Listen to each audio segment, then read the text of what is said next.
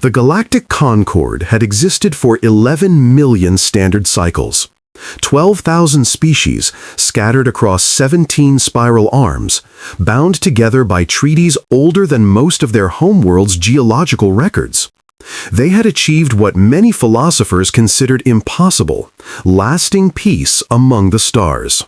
And on the day humanity was discovered, they voted unanimously to destroy that peace.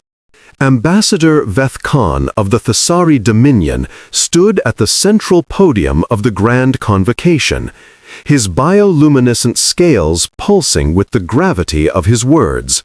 Behind him, the holographic display showed Earth, a blue marble spinning in the darkness, blissfully unaware of the judgment being rendered upon it. "The evidence is irrefutable," Veth Khan declared, his translator converting his clicks and whistles into the universal trade language. "The humans have developed faster-than-light capability within 300 cycles of discovering atomic manipulation. They have achieved this without genetic modification, without cybernetic enhancement, without external guidance. They have done so purely through their biological evolution." The chamber fell silent. 12,000 delegations, representing billions upon billions of sentient beings, contemplated the implications. "They are convergence," Veth Khan continued, letting the word hang in the air like a death sentence. "The fourth species in recorded history to achieve technological singularity through pure evolutionary pressure. We all know what happened to the civilizations that ignored the first three. High Arbiter Moltres of the Kaveen Collective, a being of crystalline structure who had presided over the Concord for 800,000 cycles, leaned forward in her throne of living stone. "You recommend the enslavement protocol," she said. It was not a question. "I recommend the survival of everything we have built," Veth Khan replied. "The humans number 7 billion. Their planet is rich, but not irreplaceable. Their technology, while advancing rapidly, is still centuries behind our most basic capabilities.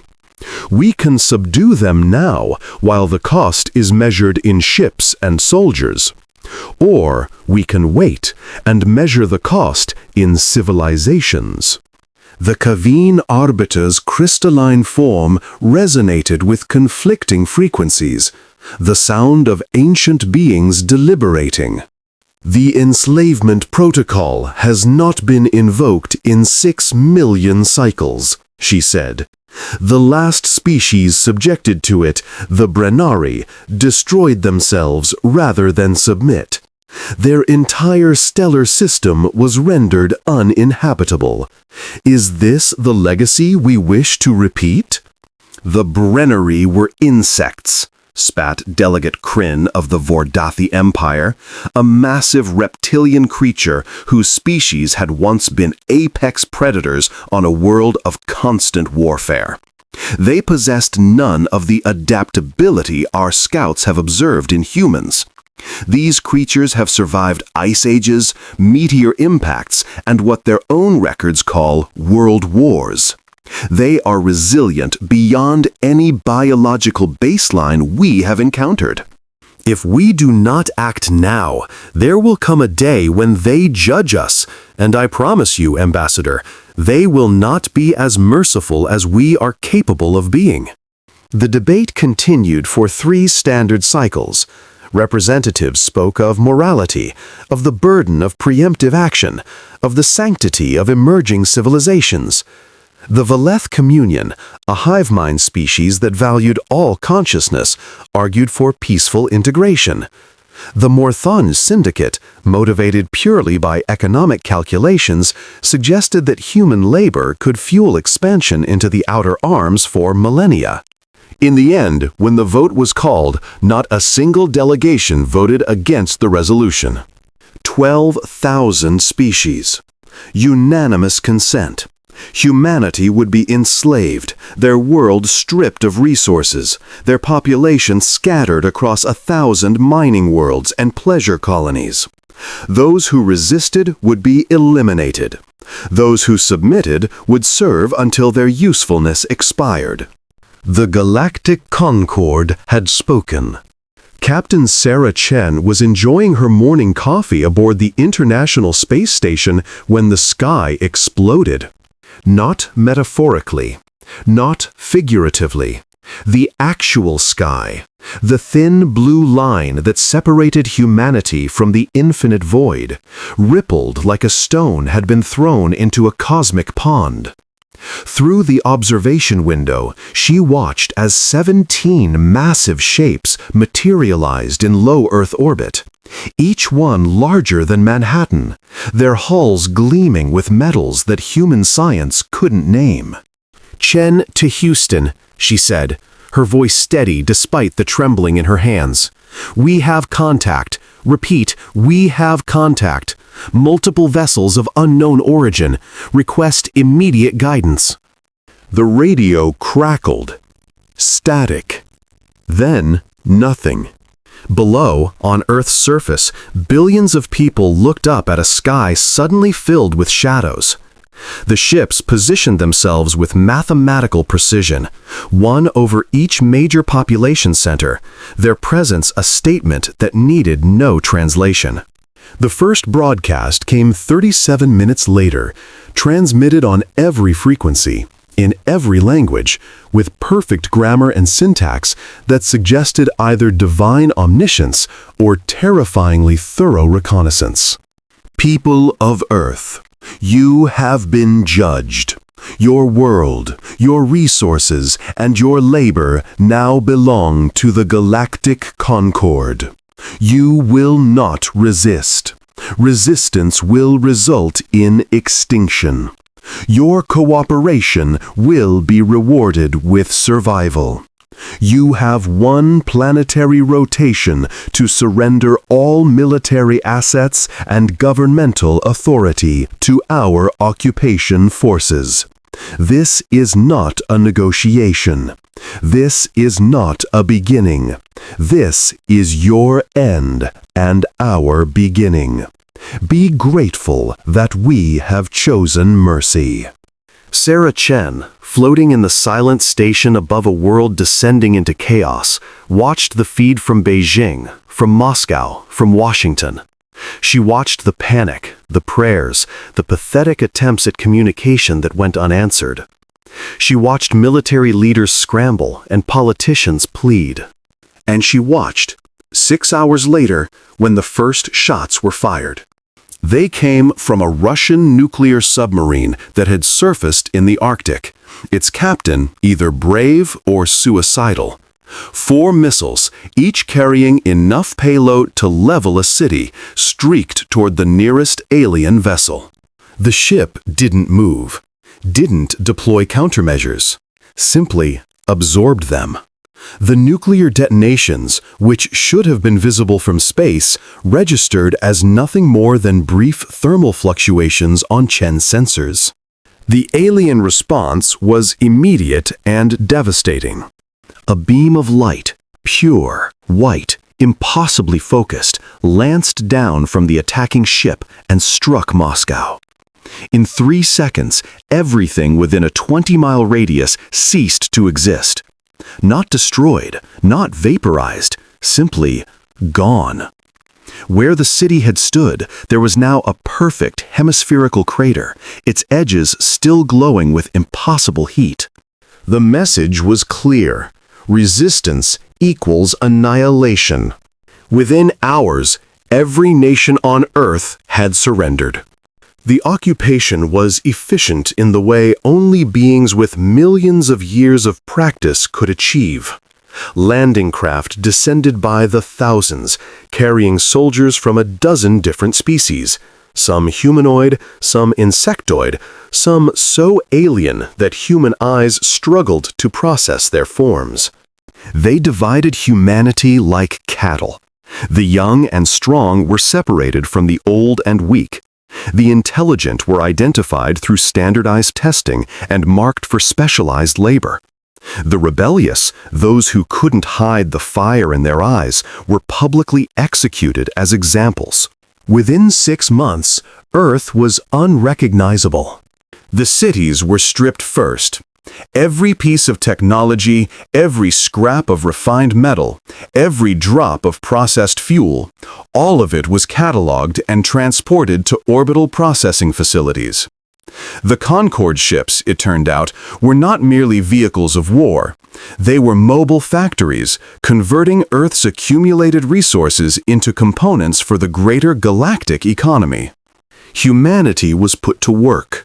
In the mines of South America, where rare earth elements were extracted under brutal conditions. In the fields of Africa and Asia, where genetically modified crops were grown to feed conquered populations. In the factories rising from the rubble of former cities, where human hands assembled technologies their minds couldn't comprehend. The overseers, primarily Vordathi and Thessari, with a smattering of other species willing to do the dirty work, were not cruel for cruelty's sake. They were cruel because efficiency demanded it.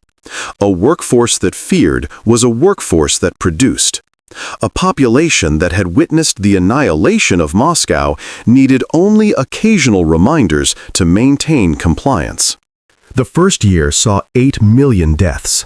Disease, starvation, execution, despair. The global population dropped from 7 billion to 6.2 in 12 months. The Concorde administrators recorded this as within acceptable parameters. Captain Sarah Chen, who had been brought down from the station and assigned to a technical labor crew due to her engineering skills, watched it all with eyes that never stopped calculating. She was not alone. In the ruins of what had once been Colorado Springs, buried 300 feet beneath a mountain that had been sacred to another civilization long before humans claimed it, a group of 7 individuals gathered around a holographic display that should not have existed. General Marcus Stone, former commander of NORAD, spoke first. Report. Dr. Elena Vasquez, quantum physicist and unwilling survivor, pulled up the data. Their technology is impressive but not infallible. The energy weapons operate on principles we theorized but couldn't achieve, direct matter-to-energy conversion. Their shields are phase variant, which is why our nuclear weapons failed. They simply shunted the energy into a parallel dimensional space. But, Stone pressed, but they're not gods. Their ships have maintenance cycles. Their soldiers need rest. Their supply lines stretch across light years. And most importantly, they've made a critical error in their assessment of humanity. Which is? Vasquez smiled, the first genuine smile she'd worn in months. They think they broke us. They think because we surrendered, because we stopped fighting, because we bowed our heads and accepted our chains, that we've given up. She changed the display, showing intelligence gathered by a network that had been forming since the first days of occupation. Workers passing information, technicians memorizing schematics, soldiers playing dead while memorizing patrol patterns. They've never encountered a species that could deceive them, Vasquez continued. The Concorde is built on telepathic species, on beings whose emotions are visible in their bioluminescence or audible in their frequencies. They have no concept of poker faces, no understanding of strategic surrender, no appreciation for spite. General Stone nodded slowly. How long until we're ready? From the shadows, another voice answered. Captain Sarah Chen stepped forward, her eyes hard as the diamond she'd become. 5 years, she said. Maybe less if we're lucky, more if we're thorough. But General, I promise you this. When we rise, when we finally show them what humanity really is, they will wish they had simply destroyed us. Extinction would have been the merciful choice. We're going to make them pay for every death, Stone said. It was not a question. No, sir, Chen replied. We're going to make them pay for ever daring to think they could own us. We're going to teach the entire galaxy what happens when you try to chain a species born from fire. In the darkness of that buried bunker, 7 people began planning the end of galactic civilization. Part 2. The Forging. The years passed with agonizing slowness for those who knew the truth. For the vast majority of humanity, trapped in the grinding machinery of alien exploitation, time became meaningless, an endless cycle of labor, brief rest, and more labor. Hope was a luxury few could afford. But hope was spreading nonetheless. The resistance, though it would never call itself that, never give itself a name that could be betrayed, operated like a virus. It infected everything. Work crews passed coded messages in the rhythm of their pickaxes. Technical specialists memorized alien schematics while pretending to be mindless drones. Scientists, pressed into service to solve problems their captors couldn't be bothered with, began solving very different problems in the hidden corners of their minds. Dr. Vasquez's team, now numbering in the thousands of cells scattered across every continent, had made their first breakthrough in year 3. The alien phase shift technology, which made their ships effectively immune to conventional weapons, operated on a fascinating principle. Matter and energy existed in multiple dimensional states simultaneously. The Concorde had learned to shift incoming attacks into parallel dimensions where they could do no harm. Their shields were, for all practical purposes, perfect. But perfection has a cost. The energy required to maintain phase shifting was astronomical. The Concorde solved this through massive fusion reactors built into their ships. Reactors that generated so much power, they made human nuclear technology look like campfires. And reactors, as every engineer knows, need fuel. The Concorde's fusion reactors ran on Helix 7, a synthesized isotope that didn't exist in nature. It was manufactured in vast orbital facilities, using processes that required precise quantum manipulation. The supply chain for Helix 7 stretched across the galaxy, with production facilities in dozens of systems feeding the endless hunger of the Concorde war machine. Cut the Helix 7 supply, Vasquez explained to her assembled cell leaders, and their ships become vulnerable. Not immediately, they maintain strategic reserves, but within months, their phase shift capability degrades. Within a year, it fails entirely. And then we tear them apart, finished Major James Rodriguez, a former Special Forces operator who had spent the last 4 years pretending to be a broken man while training an army in the shadows. That's the nuclear option, literally, Vasquez said. But there's a more elegant solution. Helix 7 is manufactured through quantum manipulation, yes? Well, what if we could manipulate it ourselves, alter its properties at the molecular level? She pulled up a schematic that made even the most experienced engineers in the room lean back. This is a quantum resonance device. It doesn't destroy Helix 7, it inverts it, turns it from fuel into poison. A single device, properly deployed, could cascade through an entire ship's fuel supply in minutes. The phase shift generators would tear themselves apart. The reactors would go critical. And the best part? She smiled grimly. It spreads. Any ship that refuels from a contaminated source carries the inversion with it. We wouldn't need to attack every ship individually. We just need to compromise their supply chain. General Stone, older now, grayer, but with a fire in his eyes that the occupation had only stoked higher, studied the schematic. Can we build this? We already have. 3 prototypes, hidden in locations even I don't know. The question isn't can we, the question is when. When we're ready, Stone said, when every piece is in place, when we have not just the weapons, but the will. They voted unanimously to enslave us. When we strike, it will be with unanimous fury.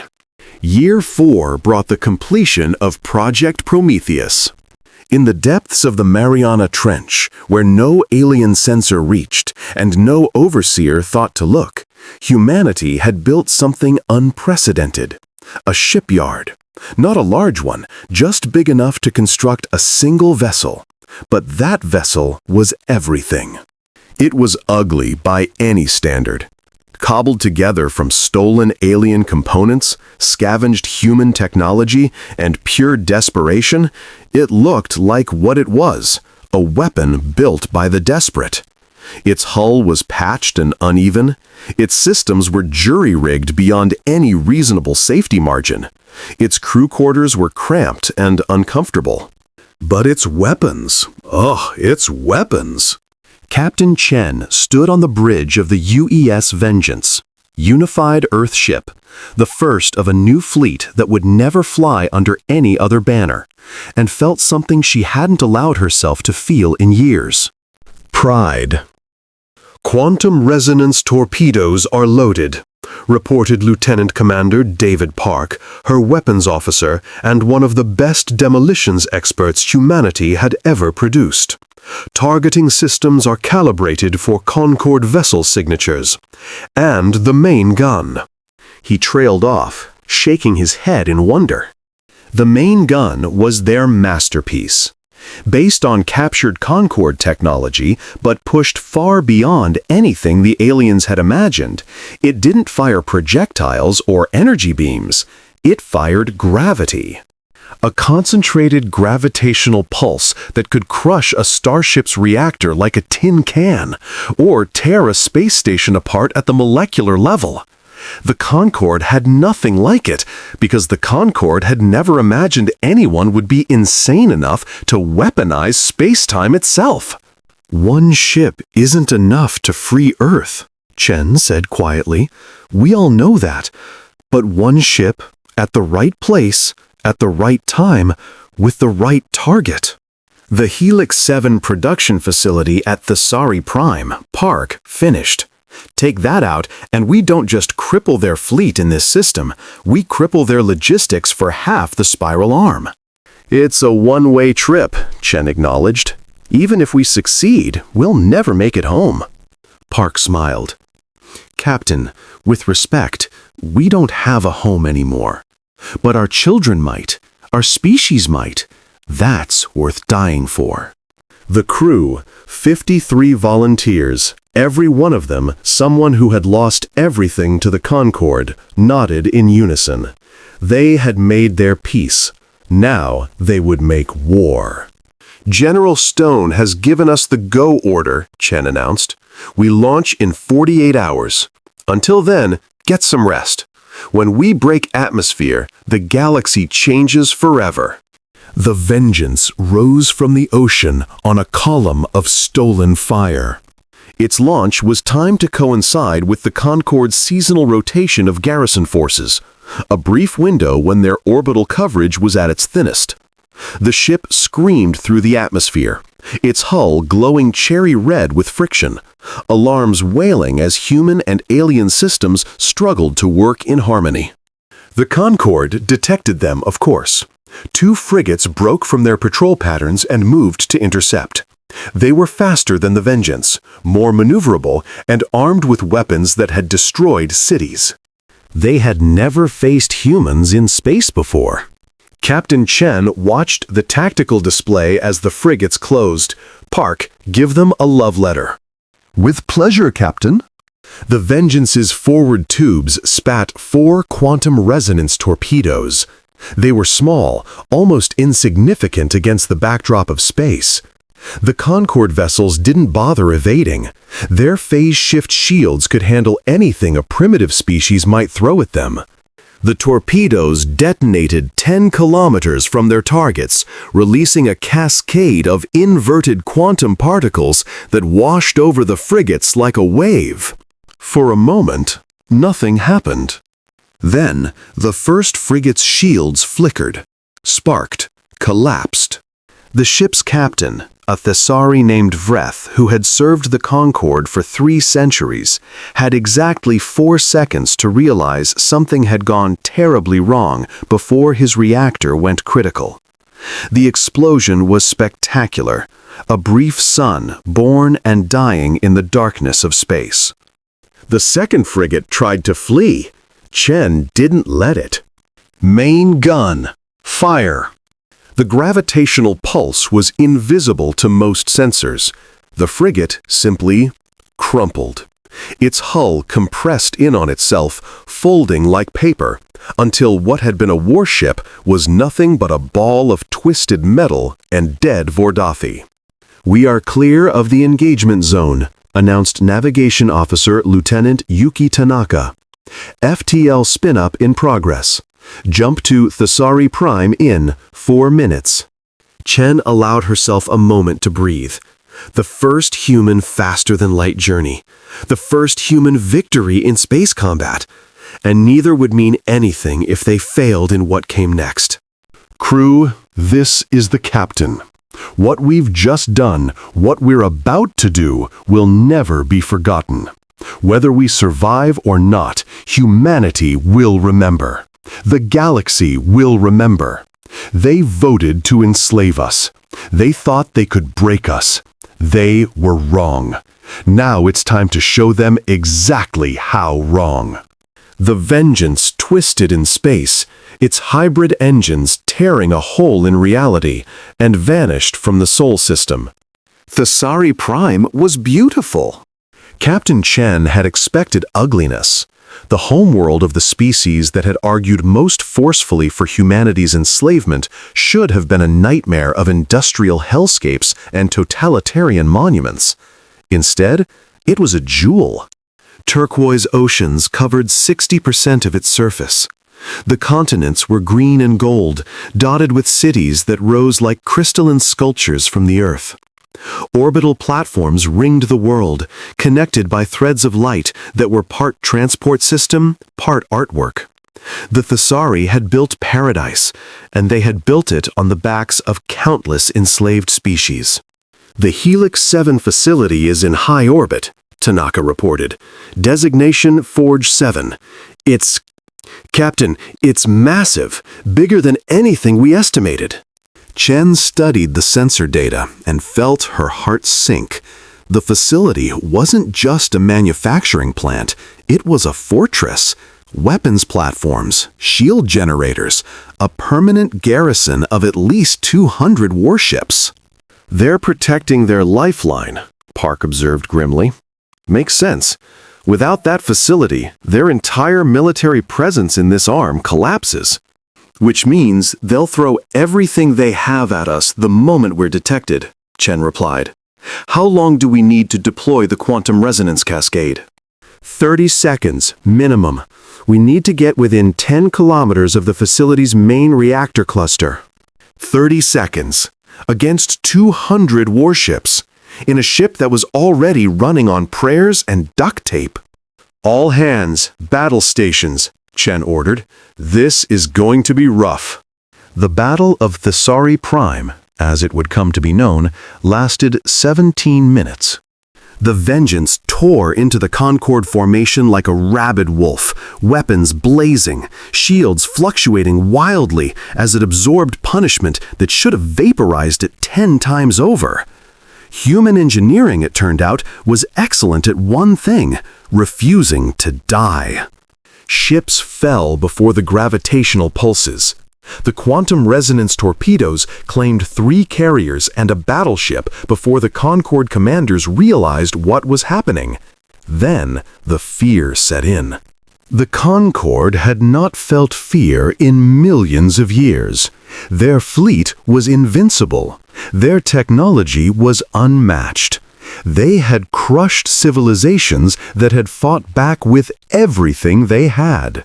But this single ship, this impossible vessel, crewed by the slaves who should have been broken, was cutting through their ranks like they were nothing. "Hull breach on Deck 4, someone shouted. "We've lost forward torpedo bays. Engineering reports casualties." "Keep us on course," Chen commanded, her voice iron. "Distance to target? 15 kilometers, 10 seconds to deployment range." A Concorde dreadnought, the largest vessel in their fleet, interposed itself between the Vengeance and the facility. Its main battery charged, preparing to unleash enough firepower to crack a continent. "Park," Chen said quietly. "Everything we have left. Now." The Vengeance fired every weapon it possessed. Gravitational pulses, plasma lances, the last of the quantum resonance torpedoes, and finally, something special, a modified nuclear warhead, its yield enhanced with stolen alien technology, aimed directly at the Dreadnought's bridge. The Dreadnought's shields held for almost 3 seconds before they failed. 5 kilometers, deploying cascade device. The device ejected from the Vengeance's damaged hull, a silver sphere no larger than a basketball. It drifted toward the Helix 7 facility, invisible against the chaos of battle. "Impact in 10 seconds. All hands, brace for—" The facility exploded. Not a conventional explosion, a cascade failure that rippled through the entire orbital structure, converting Helix 7 into energy with such violence that the flash was visible on Thesari Prime's surface. Ships caught in the blast simply ceased to exist. The shockwave expanded outward, carrying with it the death of Concorde logistics. And then the cascade spread. Ships that had refueled from Forge 7 in the previous cycle began to suffer spontaneous reactor failures. One by one, then in clusters, they detonated. The Concorde fleet, the pride of Thesari Prime, was tearing itself apart. "Captain," Tanaka shouted, "we need to jump. The cascade is spreading faster than anticipated. If it catches us—" "Plot a course for home," Chen ordered. "We've done what we came to do." The Vengeance, battered and bleeding atmosphere from a dozen wounds, spun up its damaged FTL drive. Behind it, the Concorde fleet burned. Part 3. The Reckoning. News of the disaster at Thesari Prime reached the Galactic Concorde in waves. First came disbelief. A single human ship? Impossible. The sensor data must be corrupted. The reports must be exaggerated. Then came the secondary cascade failures. Forge 7 had been the hub of a distribution network. Its contaminated Helix 7 had already been shipped to 17 other production facilities across the spiral arm. One by one, they failed. The explosions were smaller than at Thesari Prime, but their cumulative effect was devastating. Within a month, the Concorde's phase shift capability in the entire Perseus arm was compromised. Ships that had been invincible were suddenly vulnerable. And on Earth, the resistance was rising. General Stone had waited for this moment for 5 years. He had placed his pieces with the patience of a chess master, positioned assets that the Concorde didn't know existed, and trained an army that had learned to kill in the shadows. "All units, this is Prometheus Actual." He broadcast on every frequency the Resistance controlled. "The Vengeance has succeeded. The enemy is blind and bleeding. It's time to remind them why they should have killed us when they had the chance. Operation Judgment is go. Repeat, Operation Judgment is go." Across Earth, the uprising began. The overseers died first. Every labor camp, every mining facility, every factory had its own resistance cell. They had been waiting for years, memorizing patrol patterns, identifying weak points, stockpiling weapons scrounged from garbage heaps and stolen from inattentive guards. When the signal came, they struck with surgical precision. In the mines of Brazil, a Vordathi overseer found himself surrounded by workers he had beaten and starved for years. They didn't use weapons. They didn't need to. Their bare hands were enough. In the factories of Germany, human technicians turned the machinery they had been forced to build against their captors. Automated assembly lines became killing floors.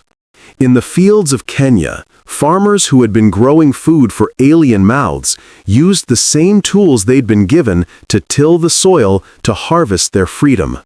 The Concord garrison responded with predictable brutality. They called in orbital strikes, just as they had at Moscow. But this time, the strikes didn't fall. "What's happening?" demanded High Commissioner Vrexton, the Thessari administrator of Earth, as he watched his tactical display fill with errors. "Why aren't the ships responding?" His aide, a young Thessari, who had only been on this assignment for 3 cycles, checked the communications logs and turned pale. "Sir, the ships are reporting cascade failures. Their phase shift systems are offline. They're refusing to enter the atmosphere while exposed to potential anti-orbital fire." "Potential? What potential? These primitives don't have—" The first missile struck the orbital command platform 3 seconds later. Captain Chen had made it home.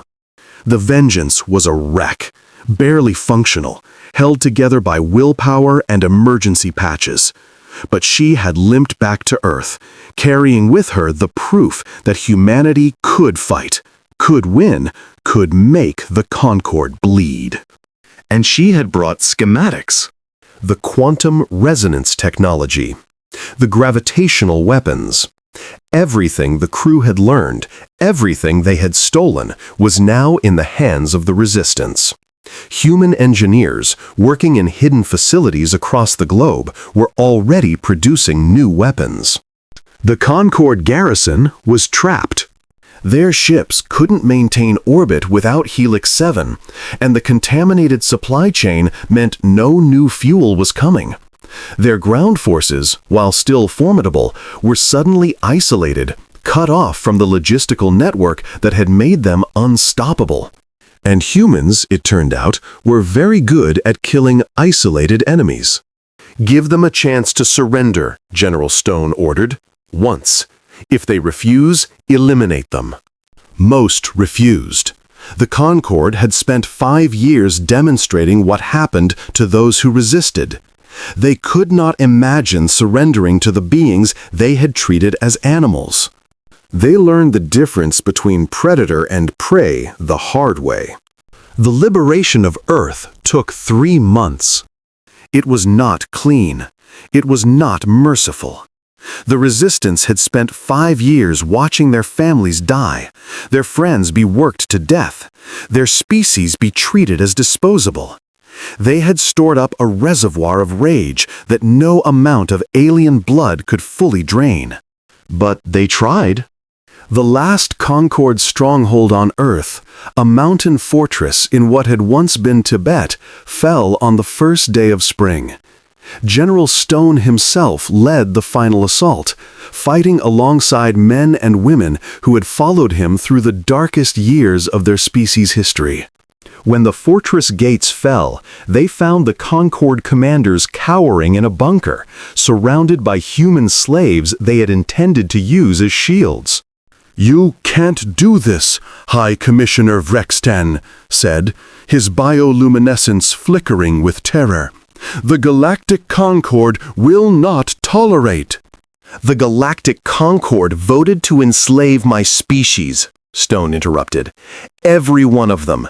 Every species. Every delegation. Unanimous consent to treat 7 billion thinking, feeling beings as livestock. You don't get to invoke the Concord's protection. You lost that right the moment you decided we were less than you. What do you want? Revenge? We can negotiate." "We don't want revenge," Stone said. "Revenge is what you do when someone wrongs you. What we want is to ensure you never wrong anyone again. There's a difference." He raised his weapon. "And no, we're not going to negotiate." Part 4. The Message. Humanity did not rest. The liberation of Earth was just the beginning. The quantum resonance cascade had crippled Concorde logistics throughout the Perseus arm, but the Concorde was vast, 12,000 species spread across 17 spiral arms. Earth was free, but if humanity stopped there, if they simply rebuilt and tried to hide, the Concorde would return. They would return with overwhelming force, with new technologies to counter the quantum resonance weapons, with rage that would make their first occupation seem merciful. Humanity understood this. They understood that freedom for their species would never be given. It would have to be taken, defended, imposed on a galaxy that had looked at them and seen only slaves. The first human interstellar fleet launched 18 months after liberation. It was not a large fleet, 300 ships, most of them converted transports and hastily constructed frigates. But every ship carried the gravitational pulse weapons. Every ship had been built by people who had survived enslavement and emerged from it with an understanding of exactly what they were willing to do to remain free. Captain, now Admiral, Sarah Chen commanded from the bridge of the UES Defiance, the largest ship humanity had ever built. It wasn't elegant, it wasn't beautiful, but it was powerful in ways the Concorde couldn't imagine. "Set course for the Thessari homeworld," she ordered. "We have a message to deliver." The Second Battle of Thessari Prime was not a battle. It was an execution. The Concorde had attempted to rebuild their defenses, but the cascade contamination had spread further than anyone predicted. Their ships were operating at reduced capacity, their shields unstable, their weapons prone to misfiring. When the human fleet emerged from FTL, it found a world that had once been the heart of an empire reduced to begging for mercy. Ambassador Vethkhan, the same Vethkhan who had stood before the Grand Convocation and argued for humanity's enslavement, broadcast surrender terms the moment the human fleet was detected. Admiral Chen refused the transmission. "Ma'am?" Lieutenant Commander Park questioned. "They're offering to surrender. Shouldn't we at least—" "They offered Moscow," Chen said quietly. "They offered every labor camp, every mining operation, every field where our people worked until they died. They offered slavery as mercy. They called it acceptable parameters." She watched the tactical display, where Thessari ships were scattering in desperate flight. "Track them, all of them. I want every ship that carries a Concorde flag destroyed before we're done here." "And the planet, Admiral?" Chen was silent for a long moment. Below, billions of Thessari were watching their world's defenses crumble, wondering if they were about to experience what humanity had experienced at Moscow, wondering if the primitives they had voted to enslave would return the favor. "The planet lives," Chen finally said, "for now. But they will receive our message." The message was simple. A single broadcast, transmitted to every receiver on Thessari Prime and to every Concorde relay within range. It showed Admiral Chen standing on the bridge of her flagship, with the burning wreckage of Thessari defenses visible through the view screen behind her. "This is Admiral Sarah Chen of the United Earth Space Command," she began. "5 years ago, you, every species in your Concorde, voted to enslave my world. You thought we would break. You thought we would bow. You thought you could turn us into tools, into property, into nothing. You were wrong. Today, I stand above the home world of the species that advocated most strongly for our subjugation. Your fleet is destroyed. Your defenses are ash. Your population lives only because I choose to let them live. Remember that. Remember that your existence is now a gift from the species you tried to destroy. But this message is not for the Thesari alone. This message is for every species that cast a vote in the Grand Convocation. This message is for every civilization that looked at 7 billion souls and saw only profit. This message is for the entire Galactic Concord. We are coming, not for revenge. Revenge is too small a word for what you've earned. We are coming because you have demonstrated, beyond any reasonable doubt, that you cannot be trusted to share a galaxy with us. We are coming because as long as your Concord exists, our people will never be safe. We are coming because you voted to take everything from us, and we have decided to return the favor. You have one standard cycle to dissolve the Galactic Concord. All member species will renounce their membership and accept humanity's terms for continued existence. Any species that refuses will be treated as a hostile power. Any species that resists will be eliminated. This is not a negotiation. This is not a beginning. This is your end and our beginning. Sound familiar? The transmission ended.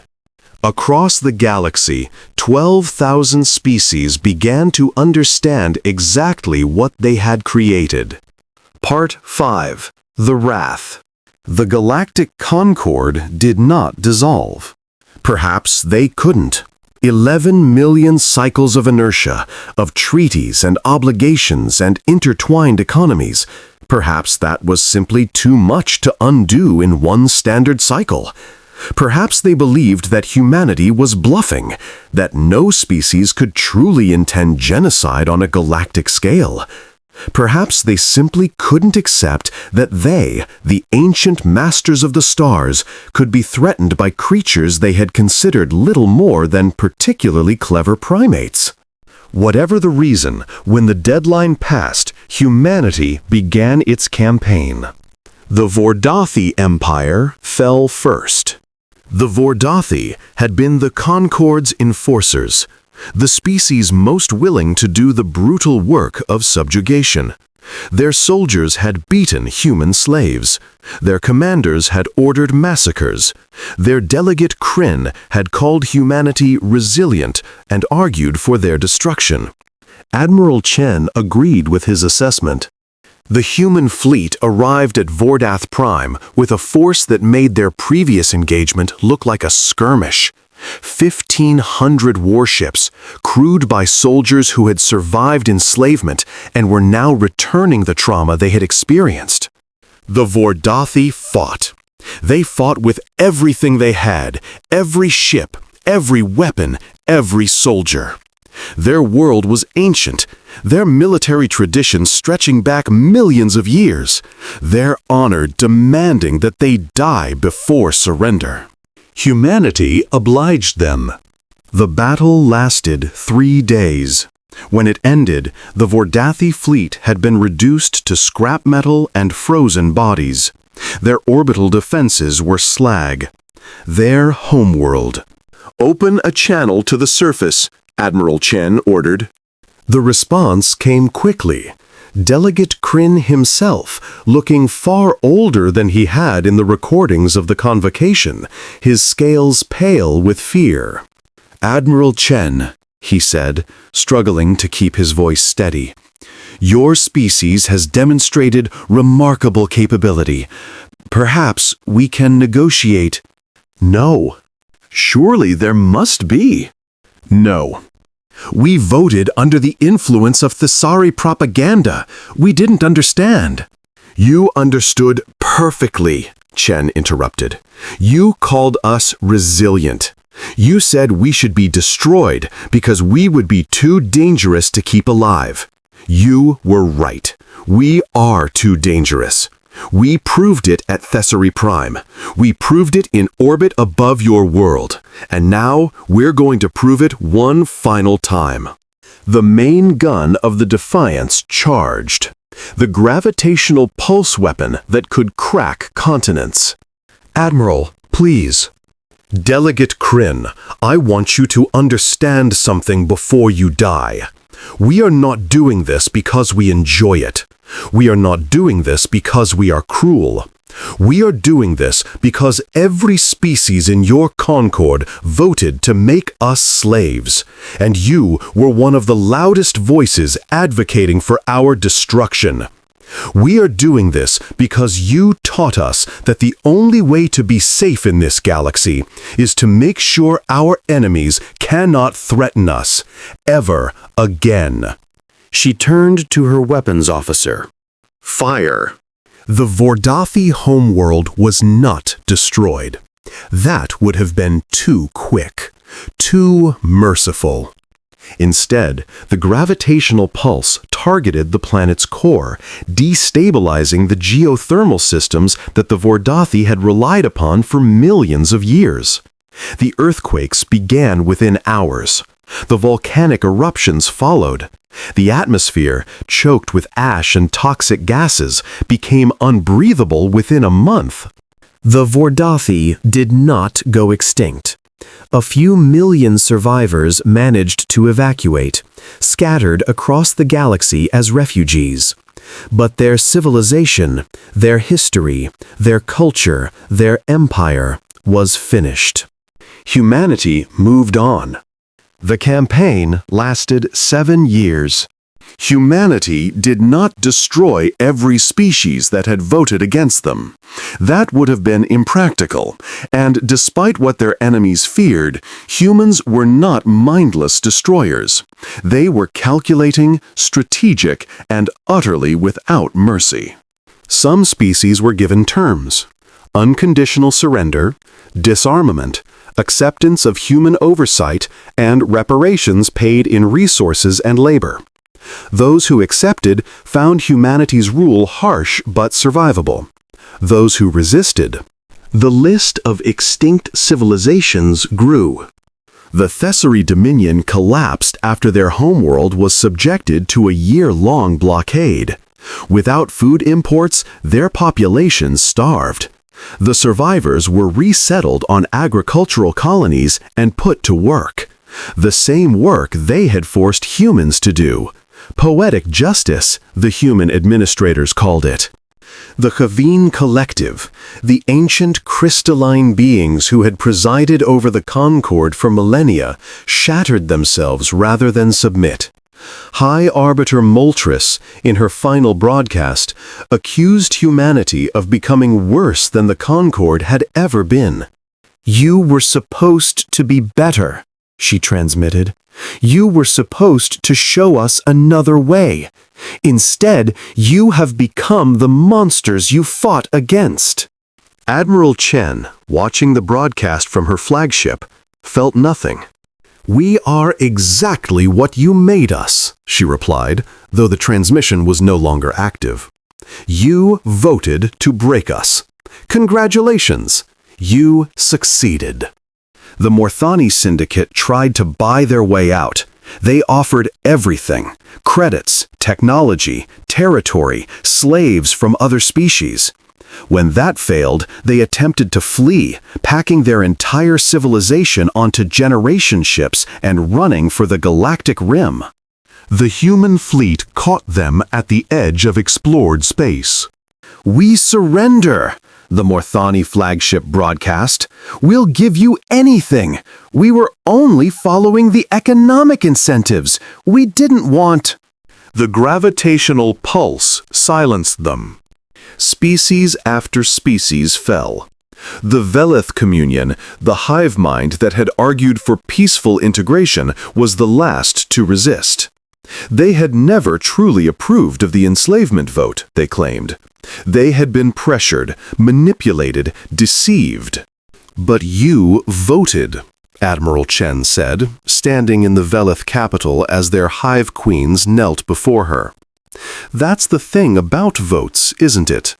It doesn't matter why you cast it. All that matters is what you chose. And you chose to make us slaves." "We can be allies," the queens pleaded. "We can help rebuild what was lost. We can—" You can serve, Chen interrupted. That's the only option I'm offering. Your species will work for humanity now. You will produce food for our colonies, materials for our fleet, labor for our industries. You will do this for the next 1,000 cycles, as reparation for what your vote cost us. And if, after that time, your descendants have proven themselves worthy of freedom. She shrugged. Then we'll see. Part 6. The New Order. The Galactic Concord, that ancient institution that had endured for 11 million cycles, dissolved not with a vote, but with a whimper. Its final session saw only 300 species in attendance: the survivors, the submitters, the broken remnants of civilizations that had once commanded stars. They met in a hall that had seen the birth and death of empires, surrounded by statues of species that no longer existed, and they voted one last time. The vote was for dissolution. It was unanimous. Admiral Chen watched the proceedings via holographic relay from the bridge of the Defiance. She had not attended in person, partly for security reasons, partly because she had no interest in participating in their rituals. Humanity does not seek to replace the Concord, she had announced before the session. We have no interest in governing the galaxy. We are not emperors, and we do not wish to rule. We wish only to be left alone, to develop our civilization without the threat of enslavement hanging over us. You have proven conclusively that the galaxy cannot be trusted with that responsibility. Therefore, we will enforce it ourselves. The human mandate, they called it. Not an empire, not a federation, not a concord. Simply a list of requirements, enforced by the most powerful military force the galaxy had ever seen. No species would develop weapons capable of threatening human worlds. Violation meant extinction. No species would form military alliances without human approval. Violation meant extinction. No species would practice slavery in any form, against any sentient beings. Violation meant extinction. The galaxy had voted to enslave humanity. Humanity had responded by making themselves the enforcers of freedom, a bitter irony that was not lost on Admiral Chen. The years became decades. The decades became centuries. Humanity spread across the stars, no longer as slaves, but as masters of their own destiny. They colonized worlds, built stations, developed technologies that made the Concord's greatest achievements look primitive. The quantum resonance weapons were refined into tools of peace, matter synthesizers, energy generators, terraforming engines. But they never forgot. Every human child learned the history. The vote, the enslavement, the uprising, the wrath. They learned the names of the species that had voted against them, and they learned what had happened to those species. They learned that freedom was not a gift, but a conquest, and that their species had earned it through blood and fire. Admiral Sarah Chen retired after 40 years of service.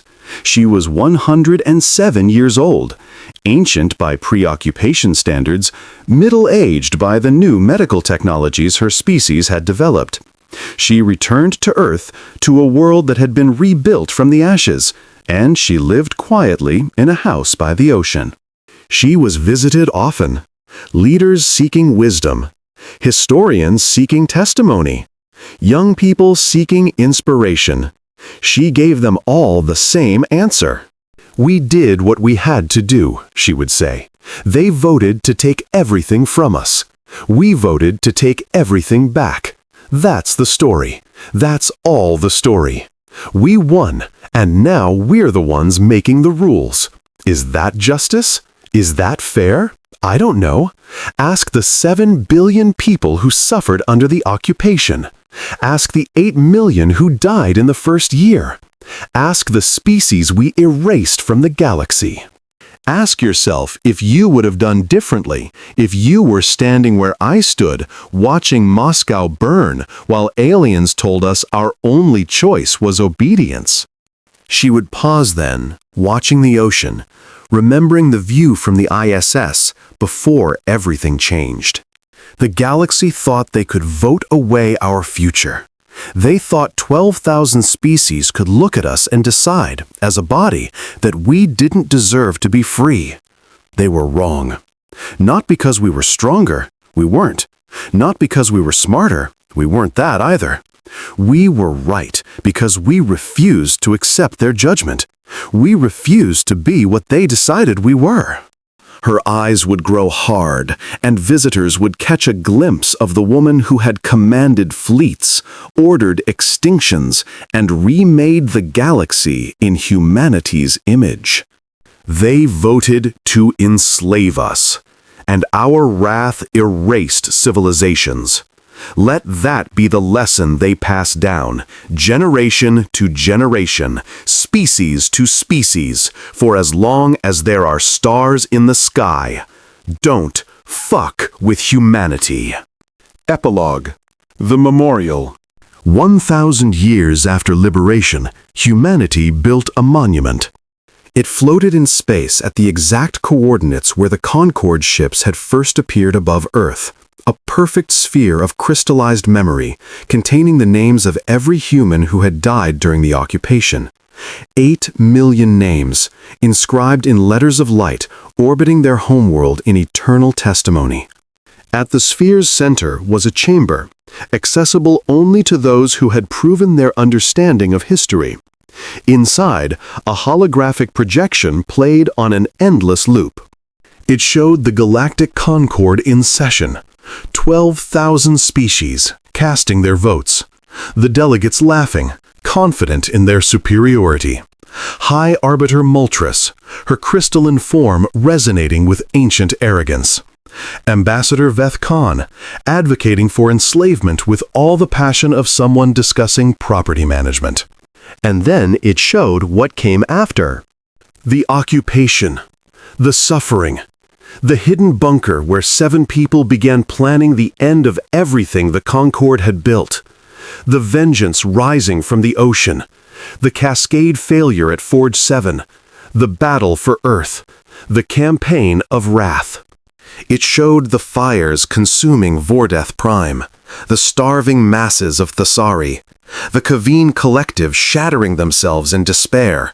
Species after species, erased or subjugated, their proud empires reduced to footnotes. And at the end, it showed Admiral Chen's final message to the galaxy. You voted to enslave us. Our wrath erased civilizations. Remember that. Remember that for as long as your species exists. Remember that humanity asked for nothing but to be left alone, and you answered with chains. Remember that we broke those chains, and we used the pieces to forge weapons. Remember that the stars themselves burned with our fury. Remember, and be grateful that we chose to let you survive. This is the human way. We do not start wars, but we end them. We do not seek enemies, but we destroy them. We do not forget, ever. The galaxy is at peace now. It will stay that way for as long as you remember this message.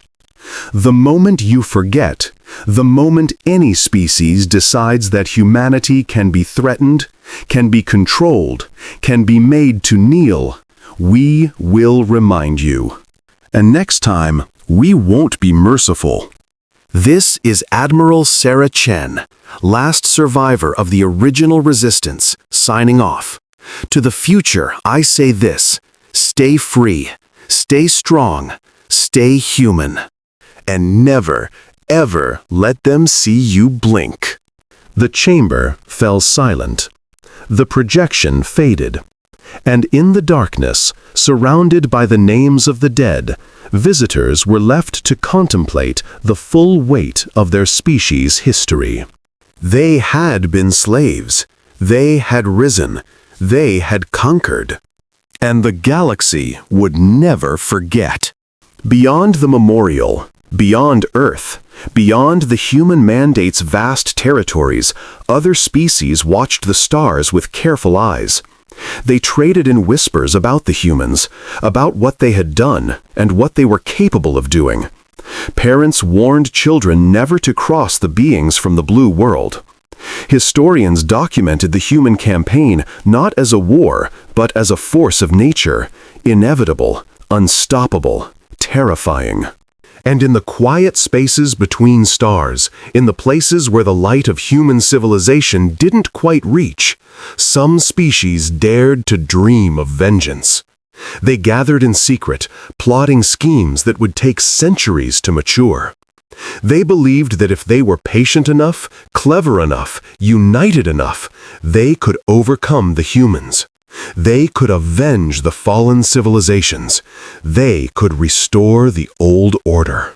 They were still believing that when the human intelligence networks detected their conspiracy 300 years before it would have matured. The response was swift and total. When it was over, when the conspirators had been erased and their worlds sterilized, humanity's message was broadcast once more. The same words, the same warning, the same promise.